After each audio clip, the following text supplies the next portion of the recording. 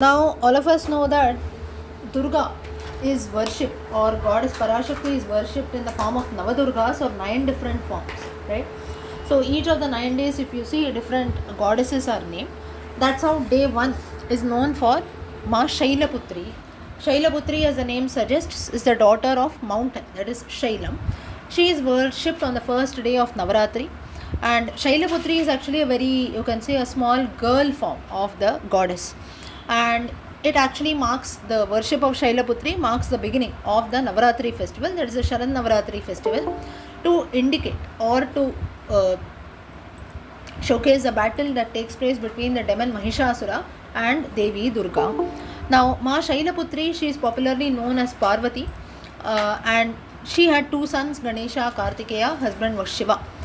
Amongst the Navadurgas, Shailaputri is worshipped on the first day. She rides a bull Nandi, she carries a Trishulam in her hand, a lotus in another hand. And now, how does the story, what exactly is the story behind this form of goddesses?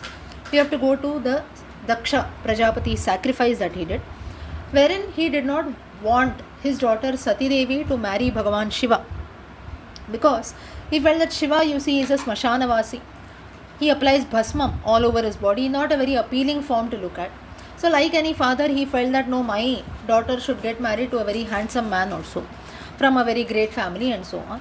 However, Sati Devi wanted to marry Bhagavan only. She ended up going and marrying Bhagavan Shiva, and she goes and stays in Kailasa Parvatam. Once Daksha, he organizes a great sacrifice. He calls all the devas also. He does not invite Lord Shiva. In fact, he does not invite even his own daughter Sati Devi. Sati Devi, she comes to know about this grand sacrifice, and she feels that I must also attend it. Shiva tries to stop her, but then she feels that no, why should I get an invitation also to go to my own father's house? So I will go it. And finally, Shiva also did not say anything. Sati Devi leaves for the sacrifice, and there she feels that everyone is ignoring her also, and except for her mother Prasuti, none of them actually invited or even welcomed Sati Devi there. She felt very bad at this, and in fact, in front of her, Daksha even ended up insulting Lord Shiva and so on, which Sati Devi could not bear any longer, and that's when she jumps into the sacrificial fire and gives up her body. This news reaches Shiva, and he gets very angry also.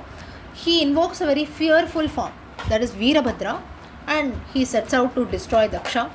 And that's when Shiva then carries the dead body, the corpse of his wife Sati Devi, whom he could not part even after her death also. That's after she had given up her mortal body. Shiva, as we know the story of the Shakti Pita, Shiva carries the body with him, wherein Vishnu, by putting his Sudarshana Chakram, the body parts of Sati Devi fell at various places also, which are called as Shakti Pitas, which is believed to be about 52. Out of them, 18 are prominent. Later, Daksha was forgiven also because he was a great Vishnu Bhakta, and Vishnu told that no, you can put a Aja, that is a goat's head, over his face, and that's how let him be forgiven also. And that's how Daksha could also complete his sacrifice later. Now, in her next birth, Sati Devi was born as a daughter of the Himalayas, and that's how she got the name of Shailaputri. There are other names for Shailaputri, Parvati, Hemavati, and so on. In this Janma, again, she was married to Bhagavan Shiva, wherein she defeated all demons also, and she was also, you can say, all the gods used to worship her, and she became very much prominent of Shakti or power that is there.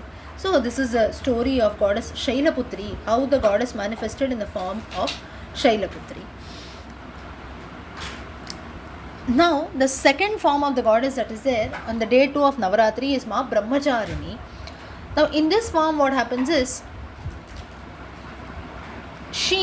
Durga Devi, she takes up tapa or penance, Brahmas meaning tapa, and Charini meaning, you can say, a female follower of tapasya also, or a female tapaswini.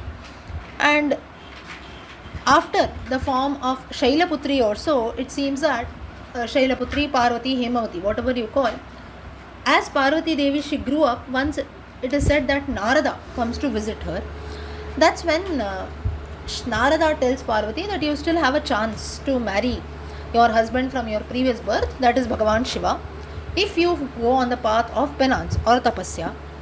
Parvati Devi readily agrees. She was very much determined, and she does lot of difficult tapasya also with full of devotion. For 1,000 years or so, she was only on fruits, flowers, and so on. Then for 100 more years, she ate only vegetables, it seems. Then for 3,000 years or so, she used to eat only fallen leaves and so on. She slept on the floor of the forest under an open sky for years together. So that's how she gets the name of Tapaswini or Brahmacharini, meaning one who follows the path of tapasya alone. Finally, she gave up even eating those fallen leaves, and she continues her tapasya without food, water, nothing. So due to this act of giving up eating leaves also, Paranaha, she came to be known as Aparna. And her body that was there, it became extremely weak, it seems, after doing so much of tapasya.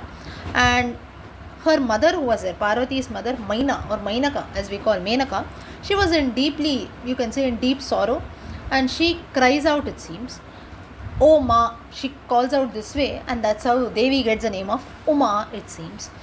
So this news of Parvati Devi doing such hard tapasya also reaches everywhere. Finally, Brahma appears in front of Parvati and tells her that no one has done such tapasya like you before. And she said that she would definitely get Shiva only as her husband in this birth. That's when Parvati came to be known as Brahmacharini. Later, Bhagavan Shiva also comes. He accepts Parvati as his wife. And in this avataram or in this form of Brahmacharini, Parvati Devi holds a Japamala in her right hand and a Kamandalu in her left hand with holy water. And on the second day of Navaratri, devotees we worship, so that we are also blessed with a lot of strength, especially mental strength, determination, and so on, so that we can continue the Navaratri Vrata for the remaining days. That's the reason why many of us we observe Vrata, Upavasam, and so on, without food and sometimes even water also. So this avataram or this form of goddess Durga teaches us devotion, penance, peace, how to restrict ourselves from things that are not needed, and so on. And it also teaches us that one should not abandon or give up on one's duties even when things are tough. Just as the goddess, while she was doing her tapasya, there were a lot of calamities that came in, right? That too in Kailasa Parvatam also, she had done her tapasya, the climatic conditions are also very much severe. So that's how in such situations also we must never give up on anything. That's what this form of goddess Brahmacharini teaches us. And finally, the goddess in this form blesses us with all gunas, good qualities that are there, peace, prosperity, happiness, and so on. So this is about the second form of out of the Navadurgas, that is Ma Brahmacharini.